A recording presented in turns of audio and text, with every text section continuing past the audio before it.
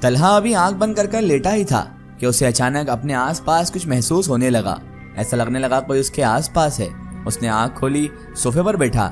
جیسے ادھر ادھر دیکھا تو اسے کچھ دکھائی نہیں دیا, لیکن سب سے زیادہ تعجب کی بات یہ تھی کہ جیسے ہی اس نے سامنے نظر دوڑائی کہ طوبا کو دیکھ لے بیڈ پر لیٹا ہوا, تو تعجب اسے جب ہوا جب طوبا بیڈ پر موجود ہی نہیں تھی. وہ گھبرا گیا, وہ اٹھ کھڑا ہوا. اس نے کہا طوبا کہاں چلی گئی, وہ بھی اتنی رات کو. اس کے بعد جیسے ہی بیڈ کے تھوڑے اوپر اس کی نظر گئی, اس نے اپنے اوپر نظر دوڑائی تو اسے طوبا ہوا میں اڑتی ہوئی دکھائی دی. وہ اس کے آس پاس ہوا میں اڑتے ہوئے پھیرے لگا رہی تھی اور زور زور سے ہنس رہی تھی. اس کی ہنسی طوبا کی ہنسی تھی ہی نہیں. ایسا لگ رہا تھا کوئی مردانہ آواز اس کے اندر سے نکل رہی ہے, اور اس کی ہنسی صاف طور پر شیطانی اور وحشتناک معلوم ہو رہی تھی. ایسی تو طوبا کبھی ہنستی نہیں تھی. طلحہ اسے اس حالت میں دیکھ کر بہت زیادہ ڈر گیا تھا, اور ڈرتا بھی کیوں نہ, کوئی شخص اگر ہمارا ہو اور وہ ہوا میں اڑنے لگ جائے تو انسان ڈرتا ہی ہے. طلحہ کو ایک پل کے لیے تو ایسا لگا کہ یہ سب جو اس کے آنکھوں کے سامنے ہو رہا ہے یہ سب سچ بالکل بھی نہیں ہے. تبھی حافظ جی کی کہی ہوئی باتیں اس کے دماغ میں گھومنے لگی. وہ تمہیں ڈرائے گا, ڈرنا مت, ہمت رکھنا, تمہیں اس کا سامنا کرنا ہی ہوگا. حافظ جی کی یہی باتیں طلحہ کو اب ہمت دلا رہی تھی. طلحہ نے اس بات کو ایسے نظر انداز کیا جیسے طلحہ کو کوئی فرق ہی نہیں پڑتا ہو. حالانکہ یہ بات الگ ہے, طلحہ اندر اندر ڈر رہا تھا, لیکن یہ ڈر اس جنات پر ظاہر کرنا بہت زیادہ نقصان دائق تھا. اس لیے طلحہ نے اسے اگنور کیا اور بالکل نارمل رہا جیسے اسے کوئی فرق ہی نہیں پڑا ہو. تبھی اچانک طوبا اڑتے اڑتے نیچے گر کر زمین بوس ہو گئی, یعنی زمین پر گر گئی. طلحہ نے اسے اٹھایا اور بیڈ پر لے جا کر پھر سے لٹا دیا. ادھر طوبا کو ہوش آیا تو اس نے خود کو اسی پرانے پیڑ کے پاس پایا. طوبا ڈر چکی تھی, وہ ادھر ادھر دیکھتی رہی. تبھی اس کے ذہن میں اس دن والا واقعہ گھومنے لگا جب طوبا یہاں پر پہلی بار آئی تھی اور یہیں سے وہ جنات اس کے پیچھے پڑا تھا. یہ تو وہی جگہ ہے. طوبا سوچ کر لرز چکی تھی, کیونکہ اسے یاد آ چکا تھا کہ یہیں سے وہ جنات, وہ جن زادہ اس کے پیچھے لگا تھا. طوبا, اس کی آواز پر طوبا نے چونک کر سامنے دیکھا کہ اسے آواز کون دے رہا ہے. تو وہ ٹھیک سامنے, طوبا کے ٹھیک سامنے ہی کھڑا ہوا تھا اور وہ مسکرا بھی رہا تھا. ادھر طلحہ کی آنکھ کھلی تو طوبا کو کمرے میں نہ پا کر وہ بہت زیادہ گھبرا گیا. طلحہ نے سب دور دیکھا, اوپر نیچے آگے پیچھے سب دور دیکھا, لیکن طوبا اسے کہیں بھی نہیں ملی. وہ خوف کے مارے گھبراتے ہوئے نیچے حافظ جی کے کمرے میں پہنچ گیا اور جا کر ان سے کہنے لگا, حافظ جی طوبا اس کے کمرے میں بھی نہیں ہے اور کہیں بھی نہیں ہے. تبھی حافظ جی نے چلنے کا اشارہ کیا اور کہا چلو. طلحہ پوچھنے لگا, لیکن کہاں حافظ جی, کہاں؟ تو حافظ جی نے کہا, تم نے جو جگہ بتائی تھی نا جہاں وہ رہتا ہے, تم نے ہی کہا تھا تمہیں وہ جگہ شاید معلوم ہے, تو اب ہمیں وہیں پر چلنا ہوگا. وہیں جا کر اب اسے سبق سکھانا ہوگا اور وہیں سے سب کچھ ختم ہوگا جہاں سے یہ سب شروع ہوا تھا. طلحہ اور حافظ جی دونوں گھر سے نکل گئے, کار میں بیٹھے اور طلحہ کار ڈرائیو کرنے لگا. تبھی حافظ جی نے کہا, مجھے یقین ہے طلحہ وہ اسے وہیں پر لے کر گیا ہوگا, وہیں سے وہ اسے ہمیشہ ہمیشہ کے لیے اپنا بنانا چاہتا ہے اور کہیں دور لے جانا چاہتا ہے. طلحہ نے کہا, حافظ جی مجھے سچ سے بتائیے, میری طوبا بچ تو جائے گی نا, اسے کچھ ہوگا تو نہیں, کہیں وہ اسے لے تو نہیں جائے گا؟ حافظ جی نے کہا, تم فکر مت کرو, انشاءاللہ سب کچھ ٹھیک ہوگا, طوبا بچ جائے گی. طلحہ, اللہ تبارک و تعالیٰ بہت بڑا ہے, اس پر تم یقین رکھو. میرا پوری رات پڑھائی کرنے کا مقصد یہی تھا طلحہ کہ وہ کمزور ہو جائے. میں نے رات بھر پڑھائی کر کے اس جنات کو, اس جن زادے کو کمزور کر دیا ہے.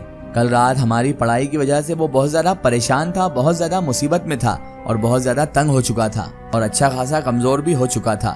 اب اس کی طاقت کا مقابلہ ہم نہیں کر سکتے ہیں. طلحہ بیچارہ یہ سب سن کر خاموشی سے صرف اور ڈرائیو ہی کر رہا تھا. وہ کر بھی کیا سکتا تھا جب حافظ جی نے خود ہی کہہ دیا تھا اس کی طاقت کا سامنا ہم نہیں کر سکتے. طلحہ اسی جگہ پہنچ گیا جہاں ایک بار بوڑھے چچا اسے لے گئے تھے, اور منزل پر پہنچ کر طلحہ نے زور سے بریک لگا دیا.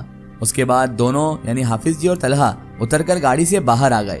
طوبا کہیں پر بھی اسے نظر نہیں آئی. طلحہ نے دور دور تک نظر دوڑائی لیکن طوبا کہیں بھی نہیں تھی. تبھی اچانک کسی کے گنگنانے کی آواز آئی. حافظ جی گھوم کر پیڑ کے دوسری طرف آ گئے. یہ وہی پیڑ تھا جہاں سے وہ جنزادہ طوبا کے پیچھے لگا تھا. طلحہ بھی ان کے پیچھے پیچھے آ چکا تھا.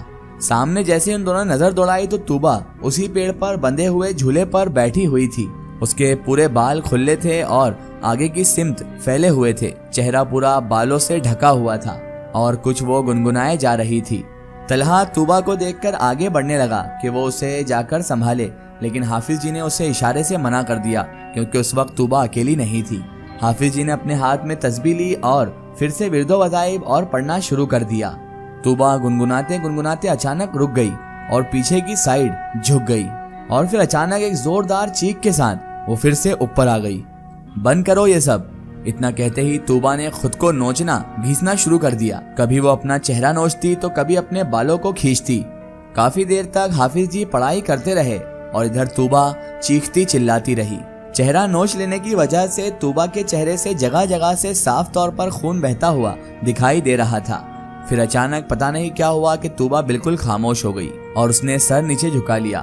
پھر کچھ دیر تک خاموشی چھائی رہی اور اچانک طوبا پھر سے طلحہ کو مخاطب کر کے کہنے لگی، طلحہ یہ شخص بالکل اچھا نہیں ہے، جس کو تم لے کر آئے ہو نا، یہ اچھا انسان نہیں ہے۔ اور طوبا روتے ہوئے طلحہ سے کہے جا رہی تھی، طلحہ تم اس سے دور رہو، پلیز تم اس سے دور رہو اور میرے پاس آ جاؤ طلحہ، مجھے یہ دھاگا باندھ دو، میں بالکل ٹھیک ہو جاؤں گی۔ کیونکہ اب طوبا کی نظر طلحہ کے کلائی میں بندھے ہوئے دھاگے پر ہی تھی۔ طلحہ میرے پاس آؤ، میں تمہاری طوبا ہوں، تمہاری محبت، تمہاری بیوی۔ طوبا اب جھولے سے اتر کر سامنے کھڑی ہو گئی تھی اور ہاتھ پھیلا کر وہ طلحہ کو پیار سے اپنے پاس بلانے لگی۔ طلحہ باقی ان باتوں سے پہلے سے واقف تھا کہ وہ جنات اسے گمراہ کرنے کے لیے کچھ بھی کر سکے گا۔ طلحہ نے تبھی ایک نظر حافظ صاحب کو دیکھا۔ حافظ جی نے اسے اشارہ دیا۔ طلحہ نے کلائی سے دھاگا اتارا اور آگے بڑھ گیا۔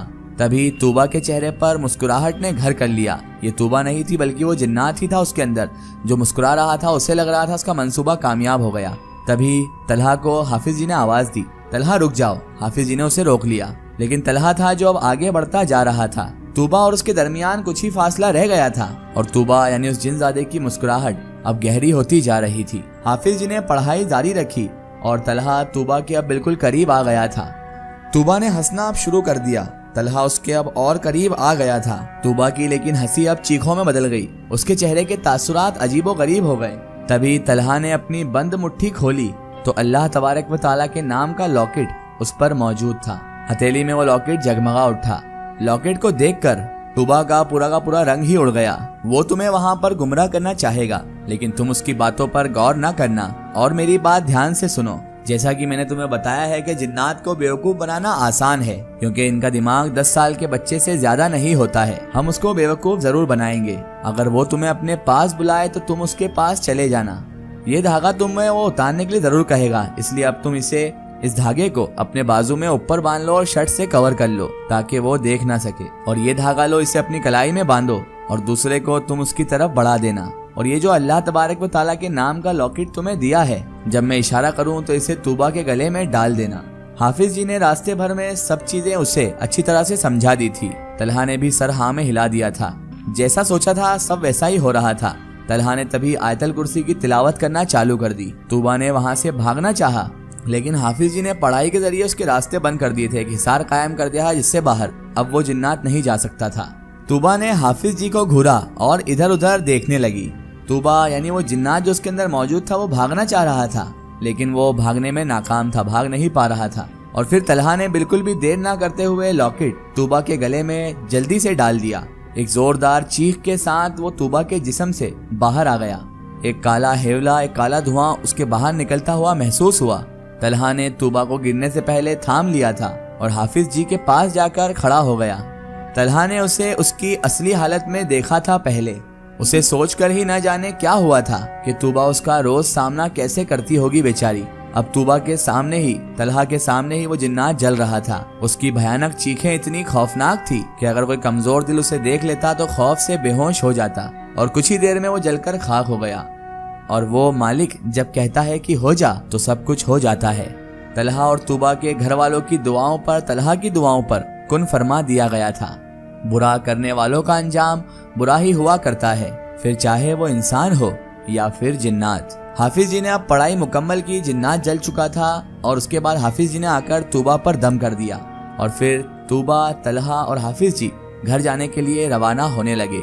طوبا کو طلحہ نے گود میں اٹھایا اور گاڑی کی پچھلی سیٹ پر اسے لٹا دیا۔ اسے آج بہت سکون محسوس ہو رہا تھا، کیونکہ آج طوبا پوری طرح سے اس جنات، اس جن زادے کے چنگل سے آزاد تھی۔ آج ایک طویل مدت کے بعد دونوں ہی پرسکون تھے، اور طلحہ نے ان سب امتحانات میں طوبا کا ساتھ دے کر یہ ثابت کر دیا تھا کہ وہ کوئی جھوٹی محبت نہیں کرتا تھا، بلکہ طوبا سے سچی محبت کرتا تھا، اور طوبا کے لیے اس نے جان کی پرواہ بھی نہیں کی اور जिन्नात तक से पाला ले लिया और आखिरकार उसकी मोहब्बत रंग लाई, उसकी दुआ, उसके घर वालों की दुआ रंग लाई और अल्लाह तबारक व तआला ने उन दोनों को उस जिनजादे से निजात दे दी। और तूबा और तलहा जो मोहब्बत करते थे वो पाक मोहब्बत थी, क्योंकि उन्होंने उस मोहब्बत को शादी तक ले गए और निकाह भी किया। बेशक मोहब्बत करने वालों के लिए निकाह से बेहतर कोई भी चीज नहीं है, और अगर कोई भी शौहर बीबी के लिए इतना सोचने वाला होगा तो सारी परेशानियां, मुसीबतें, आफतें सब अल्लाह ताला टाल देता है और खुशहाल जिंदगी बना देता है। और इस तरह इस स्टोरी की दी एंड हो गई। दोस्तों, अगर आप भी अपनी जिंदगी की कोई सच्ची कहानी या सच्ची घटना हमारे चैनल से शेयर करवाना चाहते हैं और आप चाहते हैं कि आपकी स्टोरी भी माय स्टोरी बुक चैनल से शेयर हो, तो आप हमें हमारे फेसबुक पेज पर कांटेक्ट कर सकते हैं और अपनी स्टोरी वहां पर हमें बता सकते हैं।